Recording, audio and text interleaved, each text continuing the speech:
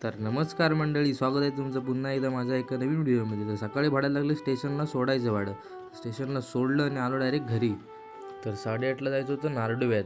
माणसं सोडायची होती, मम्मीनीच होती चाललेले घर झाडायला कामाला. तर बराच टाईम नंबरात उभा होतो आणि लागलं सरंद्यात पोद्दवाडीत भाडं. त्यांना सोडलं. तितक्यात फोन आहे बाबांचं, आपली वाट बघत होती. त्यांना जायचं होतं मावळंग्यात, त्यांना सोडलं. लगेच लागलं कळंबुशी. केतकवण्यात सोडलं या काकांना. रिटर्न येत होतो तर रस्त्यावर दिसलं एक घोरपडीचं पिल्लू. तर पहिलं बघितलं तेव्हा वाटलं एवढा मोठा सरडा कसा काय. नंतर समजलं की घोरपड. कॅमेरा काढापर्यंत ती गेली रानात.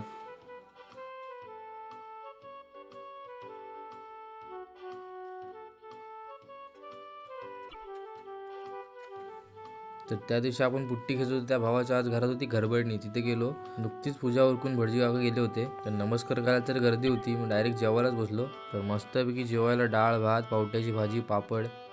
जेवलो आणि आलो घरी आलो आणि भाडं लागलं काशात. काकीनं जायचं होतं डॉक्टरकडे, त्यांना गेलो घेऊन, सोडलं आणि आलो रिटर्न.